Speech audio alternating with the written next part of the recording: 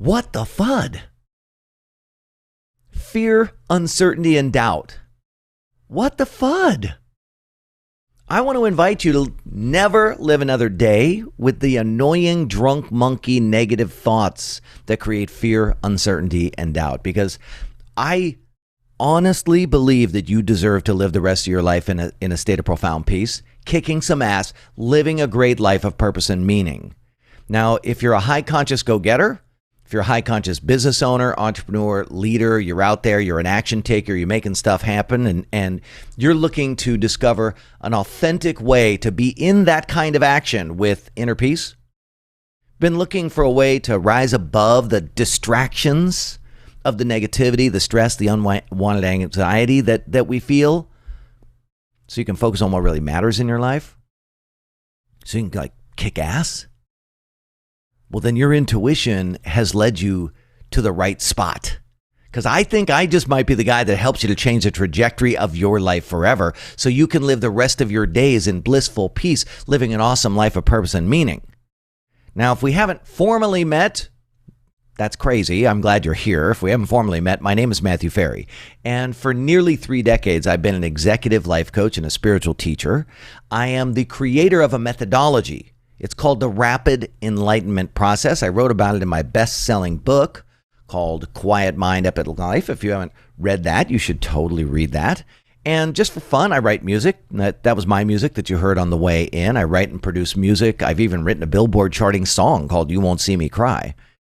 I think it's important for you, though, to know that I'm a 4th-generation personal development teacher, and my lineage goes all the way back to this guy named Napoleon Hill, who wrote a book called Think and Grow Rich. Now, Napoleon Hill inspired and mentored a man named Earl Nightingale. Earl Nightingale inspired and mentored a man named Mike Ferry. Mike Ferry happens to be my father. He mentored me.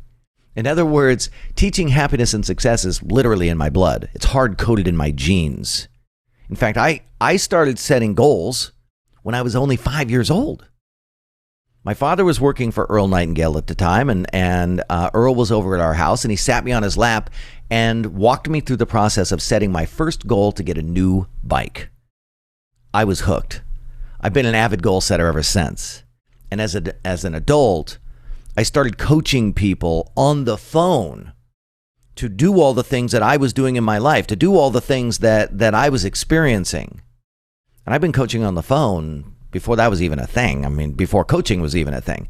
All the way back in 1993 is when I started coaching. And I've personally coached tens of thousands of salespeople, business leaders, entrepreneurs, Wall Street executives, venture capitalists, investors, one-on-one in their life, intimately involved in their details, family, health, business, finances, but I think most importantly for you, finding happiness and peace in every aspect of life. Now, I've been working in the trenches for decades, on the phone, in offices, leading workshops, and lately on Zoom. But before that, I started doing these kinds of virtual events all the way back in 2008 or 9. I teach people to achieve something called enlightened prosperity, which means I teach people like you the skills to live with profound happiness and peace. That's the enlightened part, while succeeding, kicking ass, and living a life of purpose and meaning. That's the prosperity part. And you got to know this. Enlightened prosperity is my jam. And I know that it speaks to you because that's why we're here. It's pure bliss for me. Now, it turns out it's bliss for a lot of people. These days, I am an advisor to billionaires. I'm the sort of de facto guy for a whole bunch of successful people in America. I speak to the media about how to quiet your mind, be at peace, succeed, live an accomplished, amazing life. And I lead this really cool group called the Ignite Mastermind group. And the Enlightened Goal Setting process, which is what we're going to be doing today, the Enlightened Goal Setting process is actually a fundamental part of what we do in the mastermind. All right, enough about all that. You get it. I've been doing this for a long time. I want to invite you to consider this idea. When you are experiencing authentic peace of mind, You're free to focus on what matters to you. You're not distracted by the day-to-day worries, the looping thoughts, the nagging deadlines, the stresses, the demands of living a successful life. When you're at peace, you can cut right through those emergencies and distractions, the clutter, so you can think clearly. And you know what that does? It activates your energy. And that's the energy that you rely on to kick ass, to succeed, to live a great life. Now, this workshop isn't just about setting goals. This workshop is an invitation to ascend into what is traditionally called enlightened states of consciousness. And I know that I don't sound like your typical spiritual teacher, but that's the point. I don't work with typical spiritual people who need to be impressed by a spiritual costume or traditional spiritual sounding vernacular. That's not me. I work with people who want a no-nonsense approach to being a spiritual badass. So today, we're going to do two things. One, I'm going to explain to you the difference between traditional goal setting and enlightened goal setting. Then two, I'm going to take you through the 7-step enlightened goal setting process that we use in the Ignite Mastermind group. So it's almost like this is a demo, just so you know, for the Ignite Mastermind group. So let's talk about the difference between enlightened goal setting and traditional goal setting. Traditional goal setting assumes that something is wrong and it needs to change in order for things to get better. So things like fixing, bettering, improving, making gains, they all assume that something isn't quite right now, and we're going to change it, and then once we change it, we'll have a better experience of life. Like once this thing happens, then everything is going to be okay. Traditional goal setting also assumes that if you don't change things, then you'll experience a negative consequence. Like not getting what you want, not living the life you want, being embarrassed, being a loser, being a failure, living below your potential, not being celebrated, having to work forever, watching other people live their dreams and being left behind.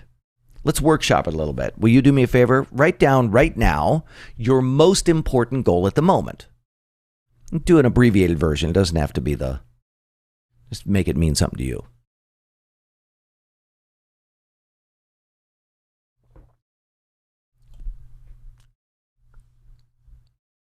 Then the next thing I want you to do is write down, what is that goal fixing, bettering, improving, or changing? Don't write down the question, write down the answer to the question. What is that goal fixing, bettering, improving, or changing in your life?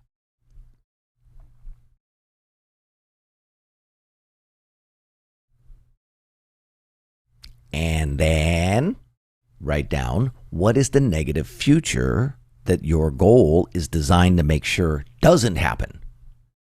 So there's like an outcome that you want, but over here is an outcome you don't want, and the goal is avoiding that or making sure it doesn't happen. What is that? All right, so you get a basic sense of this. Traditional goal setting focuses on the results and it discounts the journey. It assumes that you have to sacrifice now in order to be successful later. You have to suffer now in order to have it all later. You have to do what others can't do now so you can do what you want to do for the rest of your life. Traditional goal setting uses motivation, essentially. But most people never really take the time to think about, well, what does motivation mean? Will you just write down the dictionary definition for it for me, please? Provided with a motive for action. Provided with a motive for action. Why do you need a motive for action? Because traditional goal setting implies that you have to do the hard stuff now. You have to suffer now so that you can have a better experience later. In other words, the actions required to achieve your traditional goals aren't really true self-expressions. You have to kind of force yourself, get yourself to do them. They're not your natural state. Traditional goal setting assumes you have to do the hard stuff now so you can experience the easy life later. It's conditional. If this, then that. If I achieve my goal, then I'll have a better experience. And it kind of screws up your experience. Will you write this down for me? Traditional goal setting accidentally creates FUD. Traditional goal setting accidentally creates FUD. fear, uncertainty, and doubt. FUD. Which to me is crazy, right? It's like most people don't realize that your goals are a part of the reason that you experience negativity. That you set the goal, you get super excited, and slowly but surely, something inside of you, your confidence starts to get eroded in the process. You know, you're motivated, you have intensity, but underneath there's a little bit of anxiousness and fear that you might not achieve the goal. Traditional goal setting creates fear. It's like, oh my God, am I going to fall short? Am I going to get all excited and get the ball rolling and then I'm going to drop the ball and not go all the way again? The negative thinking in your head, I call this the drunk monkey, all that negative thinking. The negative thinking, the drunk monkey pretends that it's psychic. So it starts predicting futures, but it doesn't predict positive futures. The drunk monkey creates more stress and anxiety for you because it starts predicting negative futures like failure and embarrassment, starts filling your head full of doubt, starts making lists of things that are going to happen if it doesn't work out and you're not going to get what you want, you're going to be embarrassed and people are going to find out you're a fraud and then people, if people actually know what you're doing and they really see it, then you're going to lose your status. Traditional goal setting gives you this subtle feeling, and I want you to write it down because I know you know it. I'm not there yet. You get worried. You get worried that other people are ahead of you. Why are they achieving more? Do they know something that I don't know? I think the worst effect, though, is this idea that the letdown. We think that money, accolades, and status are going to reduce the negativity in our life, and they don't. Most of the time, achieving your goals can actually make things worse. It's like more responsibility, more stress, more distractions, more people you're accountable for, more commitments, promises, details to keep track of. I mean, if achieving your goals reduced negativity, then my billionaire clients wouldn't need to hire me. But they do, because traditional goal setting works, but it doesn't produce the results that we're talking about. So does traditional goal setting accomplish goals? Yeah. But it also creates more anxiety, stress, agitation, and frustration. So the question becomes like, what's underneath that? Why does the agitation and the frustration and the anxiety kick in? Like, what causes the traditional goal setting process to fall short? How can we set some version of the same goal over and over and over and over? We achieve it a bunch, but we're never really satisfied. So we set it again or set a new version or set an expanded. It's like, well, if I have this, then if I add more to it, then I'll be happy. And it doesn't work. Why? Why does traditional goal setting not create a profound sense of confidence, trust, certainty, and most importantly, why doesn't it create peace of mind? What's the underlying cause? Well, after decades and decades of coaching in the field, I can tell you the answer. And I want you to write it down. Survival consciousness. You are hardwired to survive. So am I. It's natural. It's part of our makeup, part of our configuration. But you're trying to survive in a world where you're not actually trying to survive. Your biology and therefore your psychology are not up to date with your life.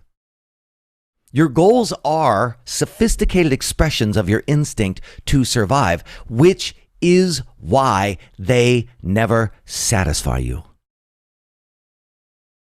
Your goals contain an aspect of consciousness, survival consciousness, that I discovered in my 30 years of coaching. And it's a cornerstone of the rapid enlightenment process, which is something that I teach to my mastermind group.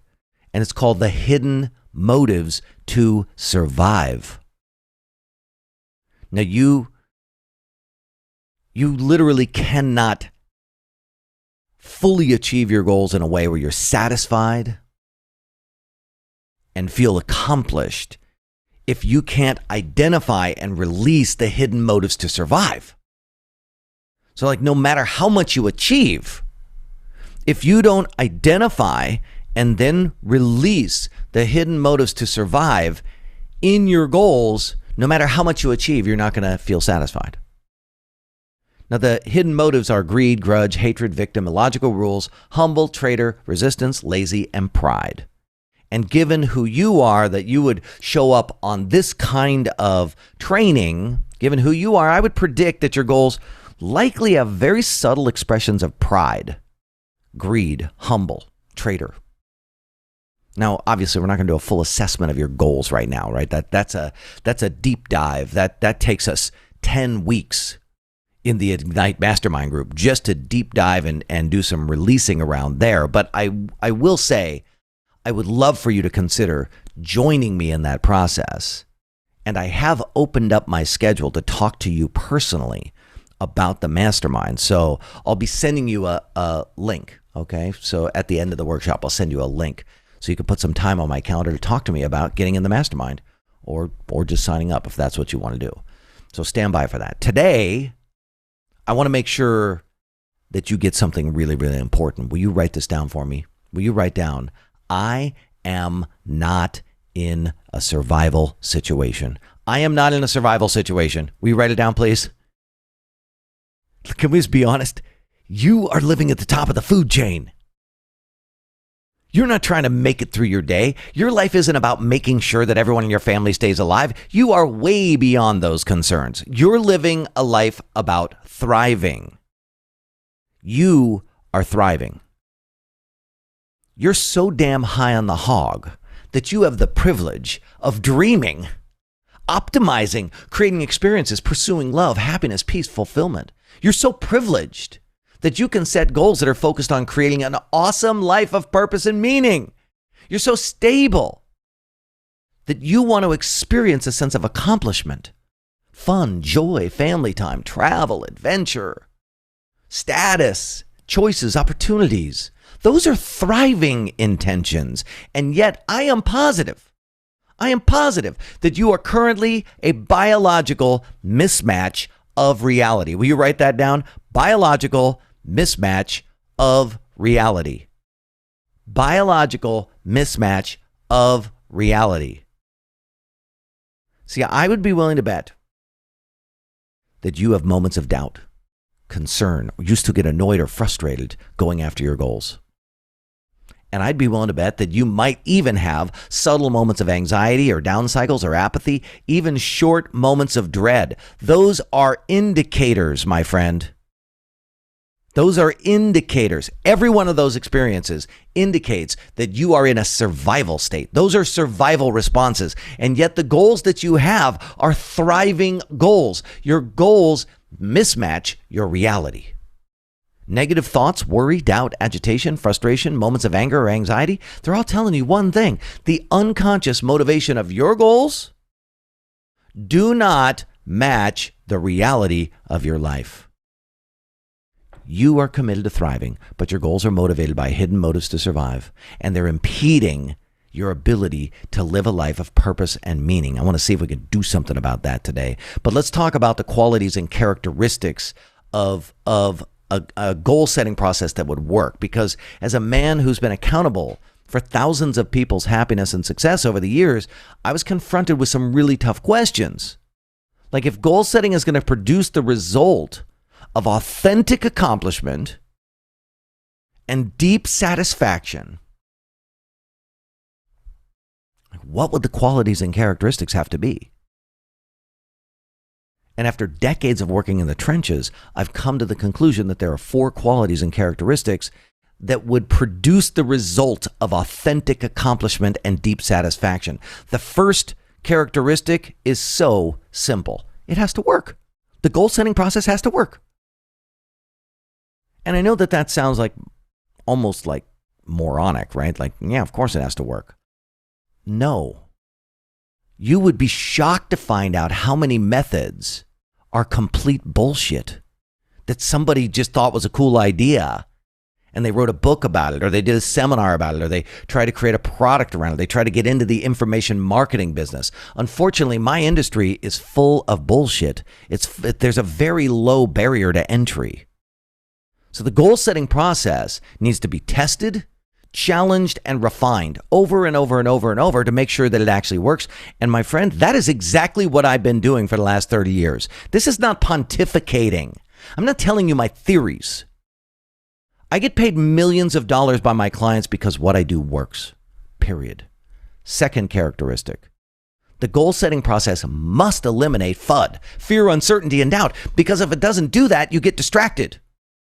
You get agitated, you get pulled off track, you get stopped, or you have to ramp up all this motivation. Essentially, if it doesn't eliminate FUD, then it reduces your chances of success. And the reason being is that most people don't have a thick skin, right? Most people can't suffer through the process to achieve the goals. Third characteristic, it must maximize confidence, trust, and inner knowing, because that's what you need to be resourceful, to bring your A game. If you're not in a state of confidence, trust, and inner knowing, forget about it. Fourth characteristic, if you want authentic accomplishment and deep satisfaction, then it has to be an expression of enlightenment. Now, don't get wacky and dogmatic about that word, because it doesn't mean what you think. Most people think enlightenment is some kind of Buddhist thing or some spiritual thing, and it has a spiritual quality, don't get me wrong. But let's just look at what the dictionary defines enlightened as. It says, having or showing a rational, modern, and well-informed outlook. That's it. Having or showing a rational, modern, and well-informed outlook. That's what enlightened means, my friends. So if your goal-setting process is going to work, it has to be modern, rational, well-informed. It has to be up to date on reality. What does that mean? It means it has to be based on the idea that you're in a thriving situation. You're not in a survival situation. Your goals are thriving intentions, not survival intentions. You're already living an amazing life. Your life doesn't suck. You're living at the top of the food chain.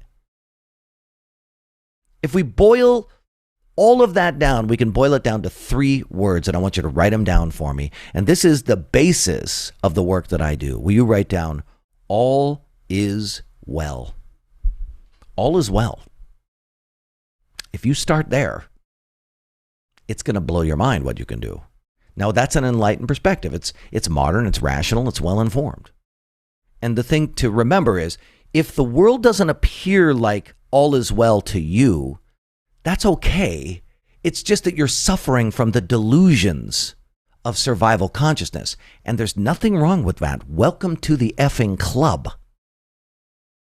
Welcome to the club.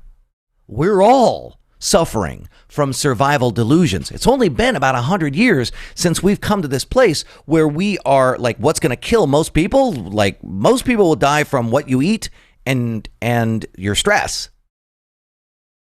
That's under your control. The goal setting process must transcend survival consciousness, which makes you irrational and fearful and impedes your goal setting process. And the goal setting process must trigger an ascent into enlightened consciousness, which is a more realistic representation of the present moment.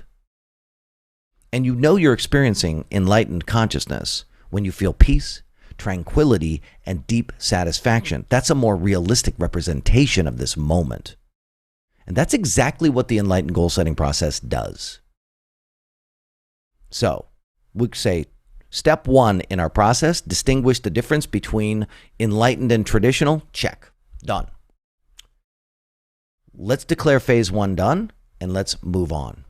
Now, I just want to throw this out. If you're already jumping for joy about what we're talking about, and you're considering joining us in the mastermind for the next start date coming up in October, if you haven't taken the time to watch that cool video that I made on the mastermind, will you please do that ASAP? So go to livefudfree.com, and watch that video that I made, because I think if what I'm saying so far is grooving for you, then you are definitely a candidate for the mastermind, okay? And if you have questions or whatever, I'm here to answer them for you personally. Just click the button on the site and it'll show you how to get some time on the calendar with me. I'd love to talk to you about it. So let's go, game on. Here we go. Time to get into the workbook. Dun, dun. Now, I've been doing the first couple chapters of the workbook, but let's go into the actual process here, okay? So my intention is for you to have a few moments of sort of profound peace where you just go okay, all is well. And some of you have already been having that. Cool. But let's make sure that everybody starts to have that feeling, and the 7 steps help you to do that. My intention is for you to get a handle on how to do each of these 7 steps so you can rinse and repeat in the future. And this is something that we practice over and over and over in the mastermind, because like any skill, it takes time and it takes practice. I don't know if you know this or not, but there's people who've been in the Ignite Mastermind for 11 years. That's how long we've been running the program. Just keep repeating it, doing it over and over and over. Step 1 in the 7-step Enlightened Goal Setting process: acknowledge that you are the creative force in the universe. You have to start here. Traditional goal setting implies that something's wrong, that something needs to be changed, that there's going to be a negative consequence if you don't make changes. Enlightened goal setting implies that all is well. That's very modern. It's rational. It's well-informed. It implies that nothing actually needs to change for your life to be awesome. That's it right there. Nothing actually needs to change for your life to be awesome, because how awesome something is or is not in the environment. It depends on your context, and you're 100% in charge of your context. So enlightened goal setting implies that life is whole, complete, and perfect exactly as it is, which is all you. You get to decide that. That's a practice. That's what enlightenment is. It's practicing a context that has you know that all is well. Now, the natural question is like, well, if I'm in that state, Matthew, why would I set goals at all? And the answer is because you can't help it. Enlightened goal setting acknowledges that you are the creative force in the universe, expressing itself through you, that you are creation creating. For example, you think of possibilities. You are curious. You dream. You wonder. You plan. You strategize. You can't help it. Own that. You are the creative force in the universe creating. Own that. It's creating through you. Surrender to the context that you are what is being created, and your goals are a part of that. And when you do, your heart will open and you will get into a flow that is unparalleled. Now, conventional people don't live like this. They want to follow the rules. You want to create the rules. That's not normal. As a creative person, you're optimizing, making things more efficient, looking to improve. You can't help it, right? You just want to make things better. It's just your natural state. It's time to own that. So how do you know if this is your natural state? Just kind of look at your life.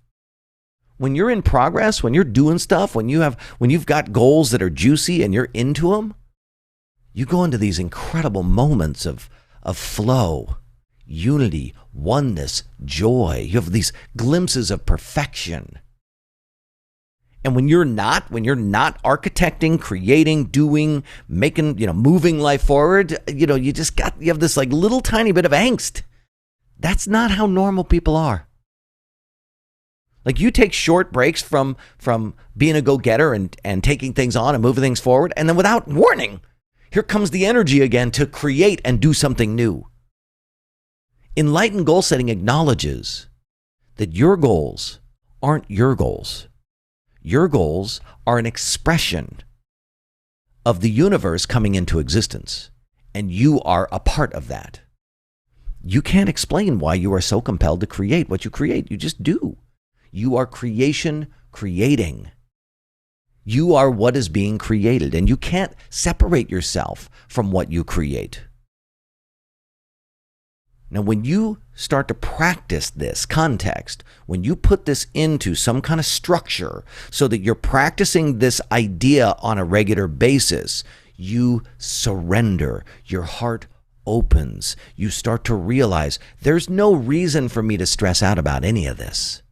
And with training and with practice, you have the profound realization, all is well. And just because I want to create something new doesn't make what I'm doing now bad. That's the purpose of the mastermind.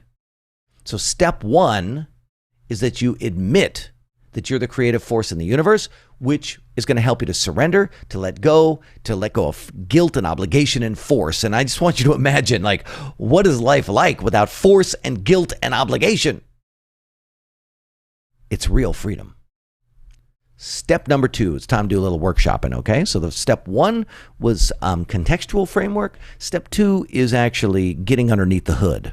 So write down for me, discover your most cherished experience. Discover your most cherished experience. So you want success. Why? Because you think that once you have success, once you've changed your life around, then you'll have a better experience.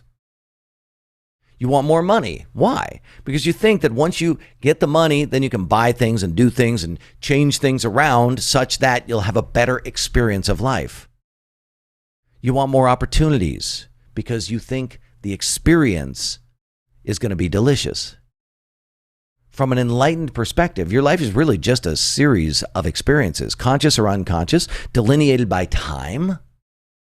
From one moment to the next, each moment is just an opportunity for an experience. Every emotion you have, that's just an experience. Every sensation, that's just an experience. Success, just an experience. Failure, it's just an experience. The conditions and the configurations of your life are just experiences you're having. There's no intrinsic value in your life, in your goals, in your dreams. There's no actual value other than the experience. The experience is what has value. All you do when you achieve a goal is configure your life in a new way to have an experience. The experience is what has value, not the goal, not the change in circumstances. Now, I'll tell you, I have made thousands and thousands and thousands of requests to my clients over the years. Change this, try that, new habit, new project, new plan, new goal, new relationship, new technique, new job, whatever. Try something and then report back. Let's talk about it. I've done that thousands of times. And I learned something really, really, really important. And I want you to write this down. The purpose of life is to have an experience.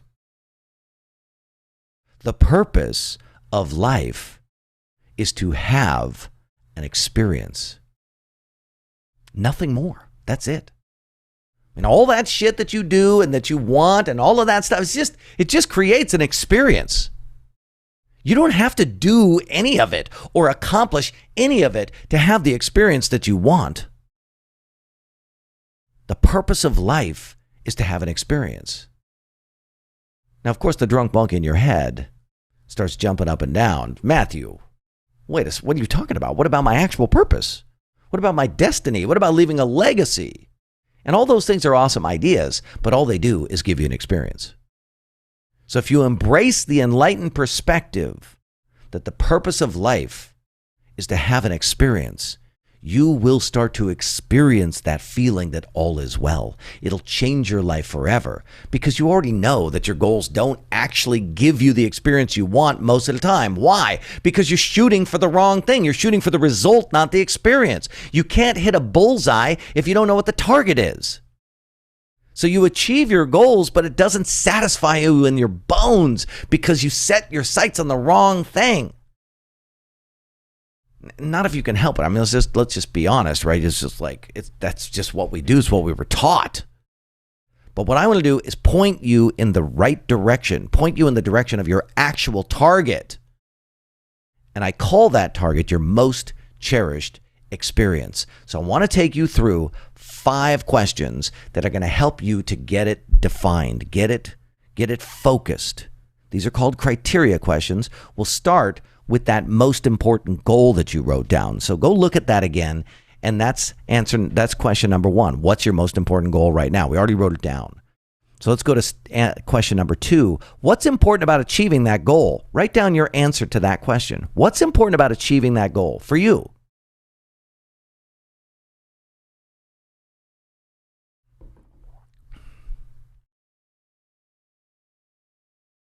What's important about achieving that goal for you?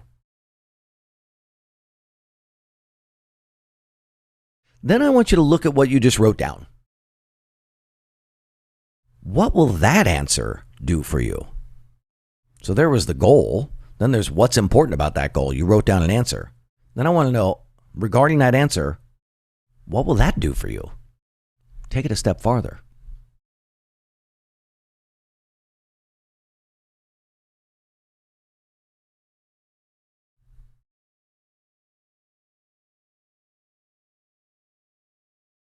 Then I want you to think about everything that you wrote. So I want you to look at all of it. Will you write down, start with the words, ultimately this will. Ultimately this will.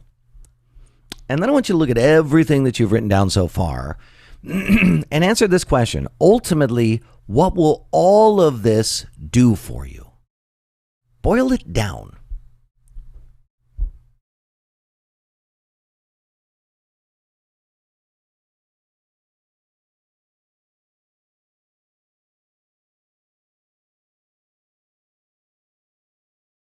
And now what I want you to do with number 5 is boil it down even further to an experience or a feeling.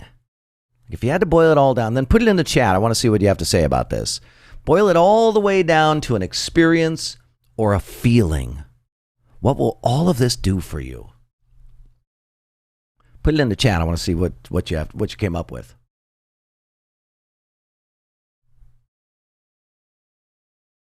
And I'm waiting. There we go. Peace, fun, love, family. Yes, exactly.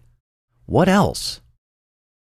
If you boil it all down, freedom, fulfillment, peace, excitement, bliss, freedom, live in bliss every day, happiness, time, yes. Worth, validation, feeling safe, joy with distractions, without distractions. Family, stress relief, yes. Save my relationship, ecstasy, tranquility. Look at all these incredible experiences. This is what we want. Ridiculous bliss, self-satisfaction, being on a horse farm. But here, Mary, being on a horse farm, what will that do for you? What will the experience be? Mary, boil it down even farther. Time, fulfillment, connection with my kids, connecting with your kids. What will that do for you, Tristan? Boil it down even farther. Feeling complete, yes. Boil it all the way down to the feeling state. And what you will be getting really, really close to is, let's call it step 1 of your most cherished experience. Step 1. That's the deal right there. What happens if you start focusing on having that experience every single day, regardless of what you accomplish? It will blow you away. The bliss, the joy, the fun, the energy. It creates courage, personal power, insights start to happen, creativity, feelings of being resourceful start to just come out. Your back burner projects, you're like, why am I waiting for that? I'm just going to put that right here. Boom, front burner now. Back burner projects become front burner projects. How do you think I put music into my life and started to create music and make money doing music, but just on the side, like for fun? I took a back burner project, I put it on the front burner. How did I do that? Because I was focused on the experience that I wanted to have. Here's the deal. You're already there now. You're already feeling your most cherished experience now. You have it. But when you really get focused on it, you start to get this sense that all is well. You begin to experience unity consciousness, oneness. Your mind begins to go quiet because you feel like you've already arrived. This is what we do in the mastermind. We get into that state every week, over and over and over and over, and we just practice. Let's look at number 3. This is your most cherished experience assessment. Now, if you look in the book, in your Enlightened Goal Setting Workbook, you'll see there's a page. Whoa, it's very blurry. There you go. There's a page with an assessment set of boxes on it for you. And we're going to go through that right now. So it's time. I think the key with this is you want to bust your FUD, fear, uncertainty, and doubt. Fear, uncertainty, and doubt. The Ignite Mastermind is a very simple structure where we work diligently over a 9-month period, either one, to acknowledge that nothing needs to change in life in order for us to have our most cherished experience. Like we just get into a place where we're experiencing bliss and peace and freedom and love and joy and happiness on a regular basis. And when you get it, like when it locks into your bones, into your body, you begin to transcend survival consciousness and you begin to ascend into states of enlightened consciousness where you know all is well. So with practice and a community of other committed people around you, you begin to ascend essentially into states of profound peace. And then you apply that to all of your goals. That's what I'm talking about here. I'm talking about the most cherished experience first, and then see what goals make sense after that. And I promise you, a bunch of your goals you're going to just throw out. Now, you already have this most cherished experience in your life right now. And I mean, why wouldn't you? It's your purpose. The purpose of life is to have an experience. This is your most cherished experience. Nobody is guilting you into, I don't have to guilt you into freedom, euphoria, power, fulfillment. Nobody has to guilt you into that. Nobody has to guilt you in or obligate you into joy. This is why your most cherished experience is already in your life. It's your why. It's your reason behind your reason. You just haven't been looking for it. You keep thinking, I got to do this other stuff over here before I have that feeling. And I just want you to know it's bullshit. Earl Nightingale said it perfectly in The Strangest Secret. You become what you think about. So let's go through the list of places where you might already be having your most cherished experience now. Just be flexible with yourself. Don't hold yourself accountable to standards that don't exist. Don't try and make this hard. Just be honest, like in your family. Can you just think of some times or some people that you have your most cherished experience with? By the way, it might not be there. What about in your primary relationship? Can you think of some times or some circumstances where your most cherished experience shows up there? Spouse, significant other, partner.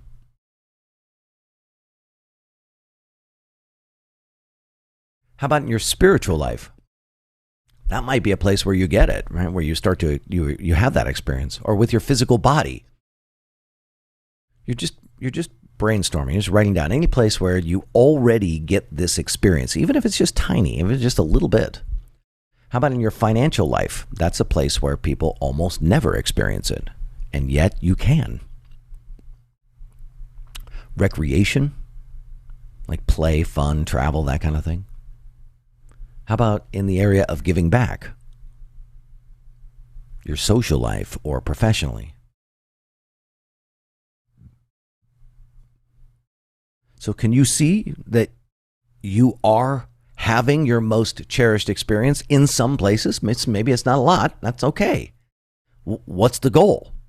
The goal is to actually increase the number of times you experience that every day, every week, every month, every year. That's all we want to do.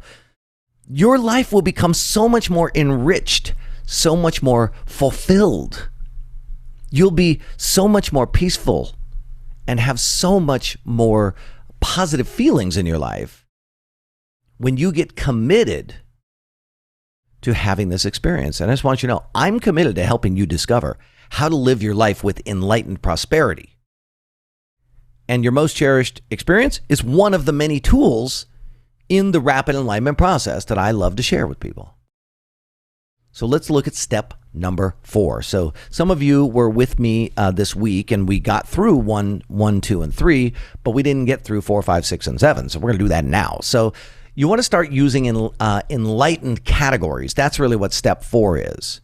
And the more you do this exercise right here, the one that we're about to do, the more you do this one, the more you're going to feel that deep, authentic accomplishment in your life.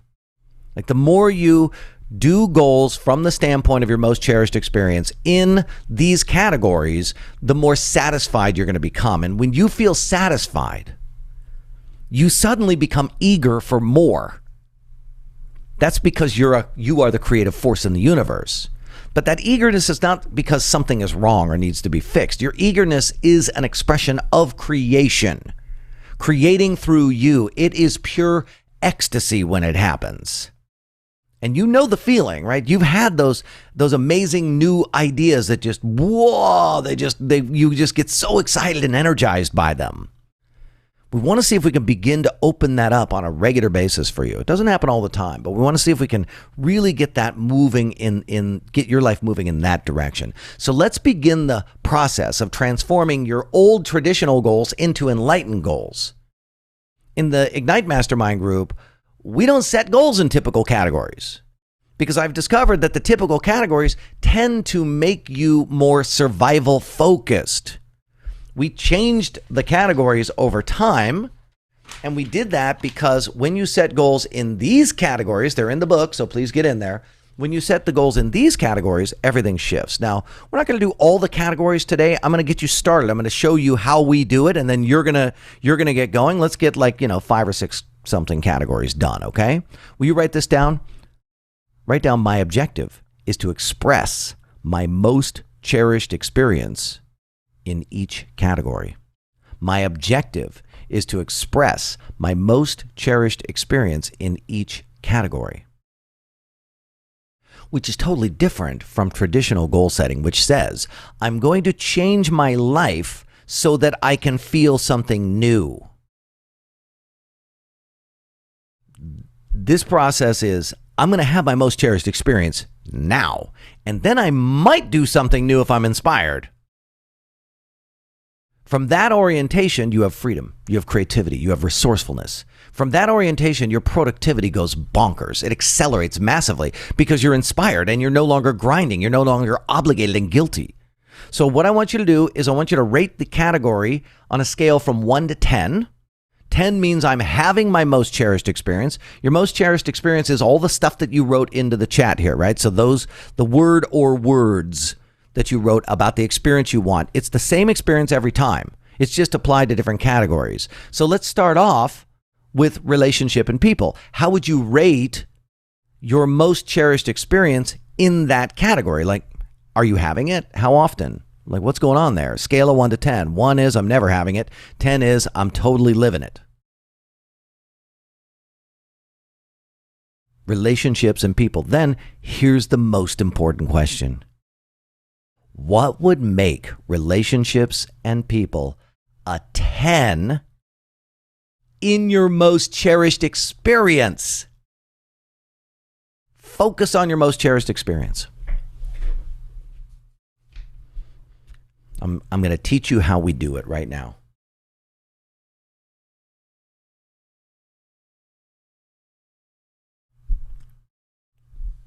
I don't need paragraphs, just a few words that kind of, point you in that direction. Then you can go back in, you can fill the whole thing in, right? Because I've given you lots and lots of space. But think about how much mind share, mental real estate, how much space you get back, how much time you waste thinking about the bullshit and the anxiety and the stresses that come with relationships with other people. It jacks you up. Like the number one thing that distracts you in your life from peace of mind is the other people in your life. And it's because you're not focused on your most cherished experience with the other people, which, by the way, for some people, this might be like, and I will eliminate that person from my life. That's okay too. Spirituality and intuition. This might be a better spot for you. I don't know. Rate it. Scale of 1 to 10. Your most cherished experience. How would you rate your most cherished experience in this area? 1 is I don't ever experience it. 10 is I'm experiencing it all the time. Spirituality and intuition. These are enlightened categories. These are not survival categories. So those two things go together, spirituality and intuition. Then the question is, what makes your most cherished experience a 10 in the category of spirituality and intuition? Not what are your goals in spirituality and intuition.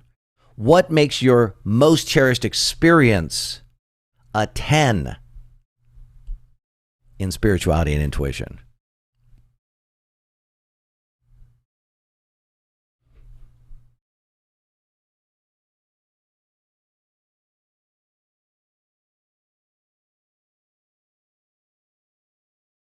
Let's do 3 more categories, okay? So let's do courage and risk-taking. Courage and risk-taking. That's an enlightened goal-setting category. So I want you to rate it on a scale from 1 to 10, the degree to which you are experiencing your most cherished experience in courage and risk-taking. Scale of 1 to 10. And then what makes it a 10? Like, how do you get your most cherished experience to a 10 in courage and risk-taking? What do you got to do?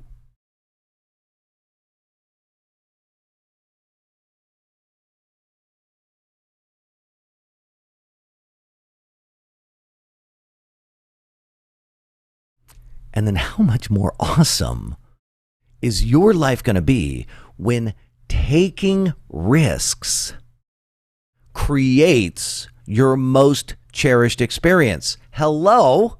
If courage and risk-taking is an expression of your most cherished experience, it's crazy the stuff you'll do. Those back burner projects that you've been putting off forever, suddenly you put them right here in the front.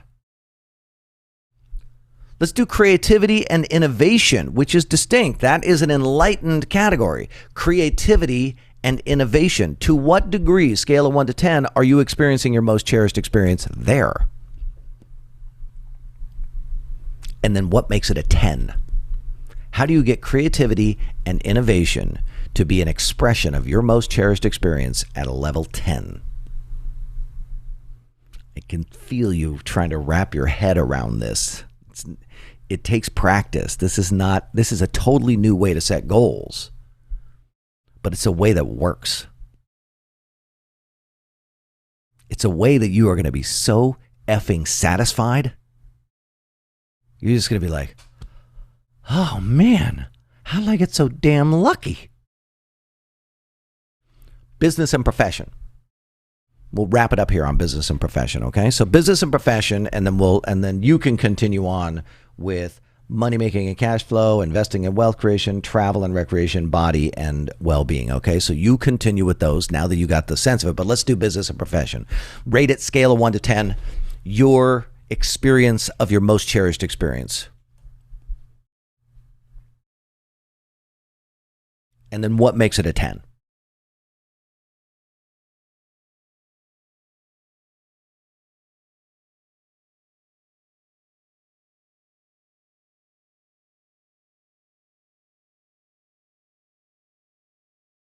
I mean, think about how much time you spend in this category of business and profession. How badass is it going to be when you start to fill all of that time with your most cherished experience? That's what I'm talking about. When you're stoked, when you're lit up, when you're energized, when you're feeling good, you become inspired, you become empowered, you're more creative, you're more open, you're more flexible, you're more reasonable, you're more logical. All that stuff happens when we clear up the survival crap that's going on in your world. And the most cherished experience is just simply one of those tools to make that happen. In the Ignite Mastermind group, we acknowledge that setting goals with our most cherished experience is really step 1.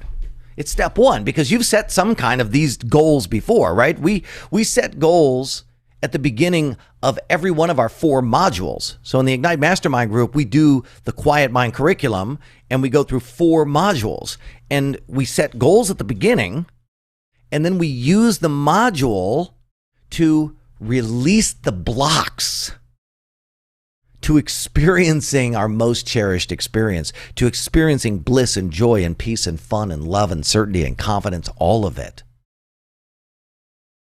I'd be willing to bet that you have set some version of these goals before.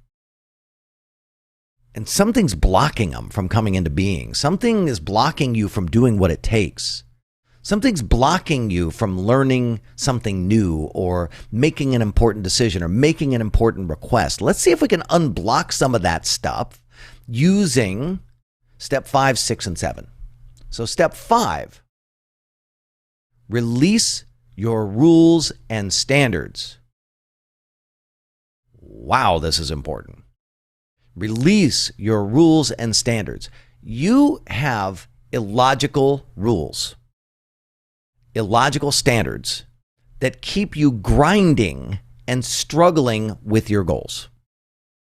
They keep you going after things that are not authentic, that you don't actually want.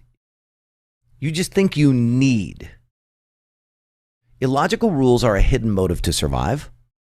We spend, like I said, 10 weeks releasing hidden motives in the mastermind. It's that important. And yet some people, they repeat the mastermind year after year after year after year to make sure they don't fall back into the hidden trap of the hidden motives to survive. And hilariously, one of our members was on one of yesterday's, and he reached out to me. He's like, oh my God, I've fallen back into the trap again. And he and I just went through a couple of processes and shaboom, right back again into an awesome place. Traditional goal setting misses the mark because it assumes that suffering is necessary. But suffering is the result of your orientation towards people and tasks and the changes that you need to make. It's a result of your orientation to the activities that are necessary to achieving your goals. This morning, Kristen and I were falling back into a survival-based orientation. Both of us were like, all of a sudden we were just like miserable this morning. And we just did the work to right before we started, Kristen came in and she's like, I'm back to my joy. Because we have the tools. I just want you to know it's fucking awesome to have those tools. It's mind-blowing. From an enlightened perspective, there's nowhere to go. There is nothing to do. Life is whole, complete, and perfect exactly as it is. All is well. And when you implement the practices from the rapid enlightenment process, you intentionally connect with the context that all is well. Now, your most cherished experience is one of the tools that you use. And unfortunately, achievement, goal setting and achievement doesn't get you your most cherished experience. You're focused on the wrong thing. You must transcend survival consciousness, which contains the illusion of rules and standards that make your life harder than it needs to be. Suffering is not required. Suffering is not required for living an awesome life of meaning and purpose. In fact, suffering blocks living an awesome life of meaning and purpose. Now, some of you know my good buddy, Thatch Wynn. And this last week on Tuesday and Wednesday, I did a few live training sessions for him and for his followers. And some of you probably are on right now from those trainings that we did. One of the trainings that we did was from his Springboard to Wealth, which is a training that he offers. And I asked him if he would be okay with me sharing what he went through because it was so awesome. And he agreed. So I thought that was pretty nice of him to do, but he's very transparent. So on the training, Thatch had a profound realization about a breakdown that he'd been in lately. About 45 days ago, he got inspired to double his TikTok followers from 1 million to 2 million. Now, his most cherished experience is inspiration and empowerment. Yet the moment he set the goal, boom, he was overcome with false urgency. I need to make this happen. I need to be on par with some of these other TikTok creators. He fell right back into the trap of the hidden motives to survive. He started to hold himself accountable to standards that had nothing to do with inspiration and empowerment. The more followers he has doesn't increase his inspiration and empowerment, period. And he didn't even notice. And he's really trained. He's been masterminding with me for close to 20 years. And for the last 45 days, his videos have been falling flat.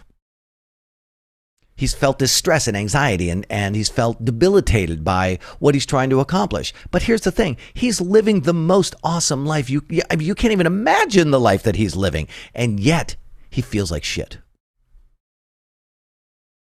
He was holding himself accountable to survival-based rules about looking good and being popular, being liked. Standards that have nothing to do with inspiration and empowerment. And on Tuesday, he got it. And boom, transcended. Now you need to understand, he burst into tears on our training call and said, Matthew, you need to take over.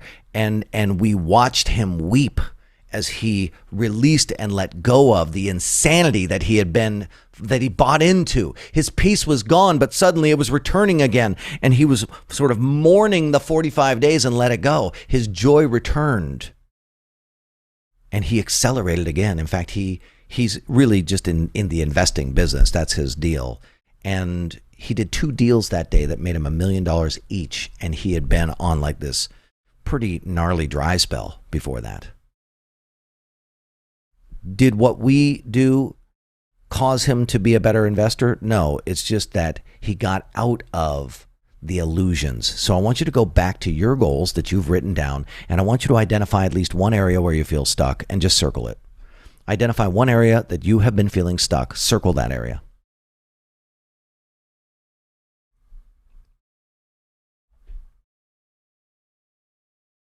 What standards are you holding yourself accountable to that rob you from your most cherished experience? Write it down. What standards have you been holding yourself accountable to that rob you of your most cherished experience?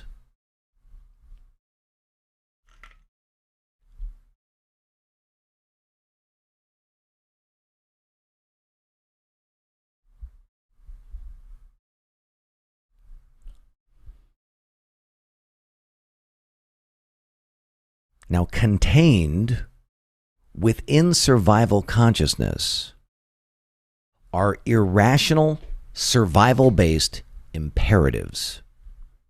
And they express themselves in the form of have to, need to, must, and should. They are imperatives, but imperatives that aren't real. They're not up to date with the life that we're living. Nothing bad is going to happen to Thatch if he doesn't get from 1 million to 2 million TikTok viewers, like zero bad. And yet he was experiencing it like it was an imperative. What have tos, need tos, musts, or shoulds are in your goal that is stuck?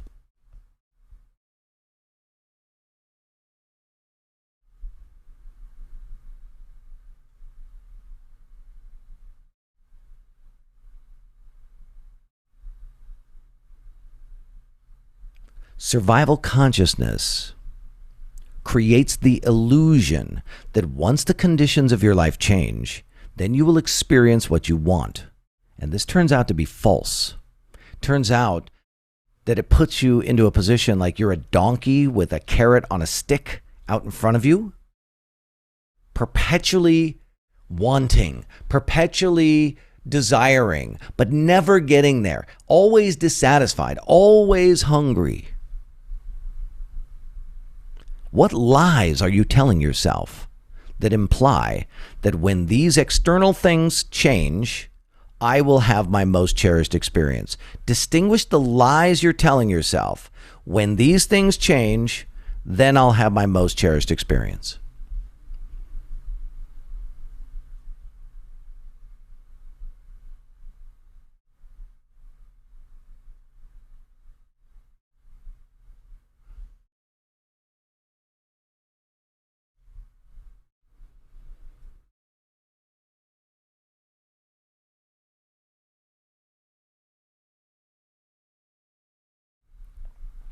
Now, I just want you to imagine how empowered you become working to release these blocks and these goals for 9 straight months. Imagine turning over every stone and making sure that there is no survival consciousness left in your process. And what happens when you do that with a group of other committed, high conscious go-getters like you? Well, that's what the Ignite Mastermind is, and I hope you'll consider booking a discovery call with me so that we can talk about it personally. Just go to livefudfree.com. I don't know if I showed this to you or not, but everybody who books a discovery call with me actually gets a wonderful gift. So one, we're going to send you a book called Beyond the Personal Development Prison, which is a book that I wrote recently. And then here we're going to send you the Quiet Mind magazine. Can't wait for you to check out some of the articles in there. Then Kristen made you 2 mini posters, the Survival Mind versus the Quiet Mind poster and the All Is Well State in Action, little posters that you can hang up for yourself. So we send those out to anybody who books a discovery call to talk about the mastermind. So I'd love for you to do that, to talk to me about it. Let's go to step 6. So step 6 is recontextualize. That's a big word, but really important. Recontextualize, renegotiate, or renounce anything you're doing out of guilt and obligation. Recontextualize, renegotiate, or renounce anything that you're doing out of guilt and obligation. Now, anything that you're doing out of guilt and obligation will rob you of your most cherished experience, period. That whenever you are in the grind, you're making it work, you're dealing with the bullshit of life because you have to or you need to, you shift from an enlightened state of flow and bliss and joy into a survival state of struggle, anxiety, and frustration. Now, in the mastermind, we work through the 4 modules of the Quiet Mind curriculum. And each of those 4 modules builds a muscle called recontextualization. In fact, we've already been kind of doing it before, but we're going to play with this muscle. Recontextualization is the skill of describing the circumstances and the conditions of your life in a way that creates an empowering reality for you now. It makes it possible for you to do the shitty, hard things in life, but to do them in a more delighted and empowered way. Essentially, it changes the quality of your experience of life. In essence, successful people still do all the things that other people resist, but they do it without resistance. Now, currently, successful people, most of them, do the things that everybody resists. They resist it themselves, but they have enough fortitude to destroy themselves in the process to get it done. Enlightened goal setting removes that destruction and creates alignment and peace with the process. If you're committed to living a life with enlightened prosperity, recontextualization is a master skill. So let's workshop this a little bit, okay? Let's look at the goal that feels stuck. And I want you to get present to your have to, your must, your should, your need that you wrote down. And I'd like for you to just write this down. Bust my logic. Let's start there. Bust my logic. About 4.5 years ago, almost exactly 4.5 years ago, I was feeling stuck in my desire to do yoga every day. I wanted to do yoga every day, but my language implied that it was an imperative. I have to do yoga, Kristen. I'm getting old. I don't want to be one of those old people who can barely move around. There was no inspiration or joy or empowerment in that statement. No wonder I was struggling to get it done every day. I mean, no wonder. Everything that I said about it made it so that when I didn't do it, I felt guilty. I felt like I had to do it, which pissed me off. When I didn't do it, I felt like a loser. I felt like I should do it, which annoyed me because I'm a rebel. I didn't do it and I felt like a loser. Can you relate to this? Where was my most cherished experience? The answer is nowhere to be found. So I started to recontextualize it. And one of the easy ways to recontextualize is to bust your logic. And here's how you do. You dig into the imperatives. Do I need to do yoga? No, I don't. Do I want to do yoga? Yeah, I do. If I'm going to do yoga the rest of my life, every day, which is what my goal was, do I really need to do 30 minutes every single day? Nope. So I released the illogical rule and standard about yoga that was that I had to do a full freaking yoga session, 30 minutes every single day. And I did something that I highly recommend to you, because when you're going after your most cherished experience, there are no standards. So you know what I did? I lowered the bar. I lowered the bar so low that it was impossible not to do. My most cherished experience is oneness. That's what I crave. That's the experience that I want to have. And you know what I found? Is that since my mind went quiet in 2006, If I just lay on the ground in Shavasana, I just lay flat with my arms and legs open, I go into this amazing state every time I do it. And so I just said, all right, well, then that's all I have to do. I just lowered the bar. You just have to lay there, Matthew. And there was this really cool song that I loved that I liked to listen to when I was doing yoga, and it was 8 minutes long. So I just decided if I lay there for 8 minutes, it counts. If I lay there for 8 minutes, then I've accomplished yoga. And here's the crazy thing. Once I started having my most cherished experience, which was pretty fast, a minute or two or so of just laying there, all of a sudden I was like, I could do a boat, or I could do a side plank, or you know what, let me get up and do some sun salutations, or some balance. I just start doing it. Today I have done yoga 1,673 days in a row. Do I just lay there sometimes? Yeah. Am I leaner than I've ever been? Yep. Am I stronger? Yeah. More flexible? Oh, yeah. So let me ask you a question. How can you bust your bullshit? Take the goal that's stuck. Look at your have to, need to, must, and should, all that stuff, and just bust yourself right now. Do it.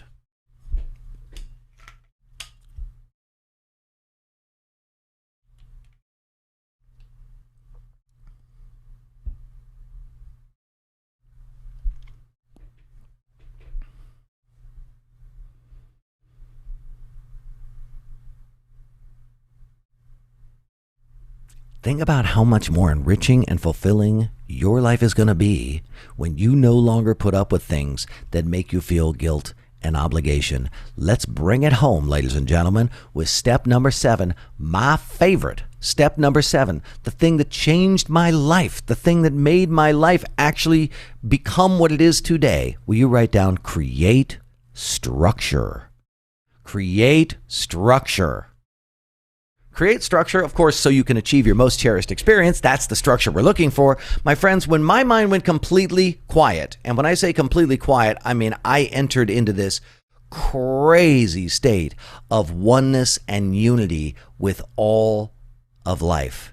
It's been bananas. But the weird thing was I had to say goodbye to so many of my new age methodologies like the law of attraction and manifesting and all of that stuff. And I love that. If you look at my videos from, 15 years ago and whatnot, I was talking all about that stuff. But I had to let it go. I had to let it go because when you start living your most cherished experience, you become so effing rational. So logical. I stopped relying on all of the new age mysticism and the magical thinking that I used to rely on. And of course, it alienated me from most of the spiritual types because they want to continue to pretend that there's some magical thing in the universe that is going to make them live the life that they want. And, if you look around, most of the mystical types are not really living badass lives. And that's okay. That's fine. But for some reason, I want to live a badass life and I want to be at peace. So I had to admit that action and structure are always required to create change, to achieve goals, that there's no magic in it. That nothing exists without structure and form. Everything in your life that you are doing successfully has a structure to it. Habits, choices, decisions. There's some sort of ritual. There's something that's wrapped around it that keeps it in place. People, maybe, people's expectations of you, that kind of stuff. Structure. If you want to experience your most cherished experience, then you need to create structure, which means that you rearrange your life so that your priorities get held into place. So it's new choices, new decisions, new habits, new systems, new relationships, new actions, new accountability, new monitoring. Now, I know that this is totally obvious to you, but, let's just let's just be really straight with each other. New choices, new decisions and habits and structures, that's destructive. Your life will fight back. And you know it, right? You come back from an event, you're super psyched, you want to do all this new stuff, you start to implement new things in your life, and everything starts to slowly fall apart. The people around you are like, you've changed, what are you doing? Right? And you literally get pulled back into rapport, into sync with your old life. Your old life fights back. This is why I created the mastermind, by the way, because the possibility of you being able to escape the gravitational pull of all the habits and structures that you've created in the past is not real high. You actually have to be intentional about putting structure in place. So to counter this phenomenon, I'm going to ask you to think about what structures you want to put in place. So what are the things that you want to, so for me, what I do is I always surround myself with people. That's one thing you could do. I surround myself with people who are committed to the same thing. Because whoever you're surrounding yourself with, they're having a major influence on what you're doing and what you're experiencing. So is there a group that you can go and be with? The mastermind, of course, is one group that you could do that with, but there's other groups in your life that are focused on the stuff that you're talking about. Is there an accountability buddy, like someone who is totally committed to the same things and you can link up with them and create accountability? Think about measurement. Like, what can you measure? You can see that I'm measuring the number of days in a row that I do yoga. And what I found is the more days in a row that I do yoga, the more there's no way in hell I'm going to miss it. Because the fun, just the bragging rights is so fun. Habits, practices, systems. So here's the billion-dollar question that I have for you. What happens when you shift your focus from working hard to accomplish goals to make sure that someday in the future you have the experiences that you want, to instead practicing having those experiences now and then doing whatever you want to do? What happens when you make that shift? And the answer is, you feel like you've arrived. You feel like you're finally home. Like you made it. You feel like one of the luckiest people alive. And that's what enlightenment feels like. Nowhere to go, nothing to do, nothing left to accomplish. Life is whole, complete, and perfect exactly as it is. Does it make you unproductive? No, quite frankly, the exact opposite. It doesn't stop you from being the creative force in the universe. It's the opposite. Your creativity explodes. I mean, come on. What do you create when nothing needs to change for you to feel better? The answer is the biggest, most outrageous goals of your life. What do you create when you feel like you're the luckiest person around? The answer is the biggest, most exciting things that you've been putting off, the stuff that you have like 17 items down on your list, like someday when I get everything organized and it's all set up and then I finally have everything neatly packaged, then I'll do what I really want. That goes straight to the front of the list. I mean, think about what happens when your courage explodes, when your creativity and resourcefulness expand, when you no longer put up with anything that stresses you out or makes you feel bad or diminishes you or makes you feel insecure. When you no longer put up with any of that stuff, whoa. Essentially, in your enlightened state, you create what is authentic and true to who you really are. No more trying to fit in. No more trying to keep up with the Joneses. No more trying to impress people. No more trying to change your life so that someday it gets better. Instead, you start to work on feeling that experience now and on a regular basis. It is nuts. I highly recommend it. Now, I created the Ignite Mastermind group to be a structure for people like you to transform from survival-based grinding goals to enlightened-based thriving goals. And over a 9-month period, I'm going to walk you through the Quiet Mind curriculum. It has 4 components to it. We start a new group in October, and I would love for you to join us in this program. So go to livefudfree.com, will you? livefudfree.com. Do me a favor, watch the video that I made for you. I'm really proud of that video. I think I really expressed it with the most authenticity I ever have. And you'll notice a similar intro. I did a similar kind of intro, so you can just, you already went through that, but go through it again. Read the sales page, watch the videos from past members, get all the details so you can decide if this is right for you at this time, and then sign up if you're inspired to do so. If you have questions, if you want to talk to me about it personally, then I'm opening up my calendar for Ignite Mastermind discovery calls.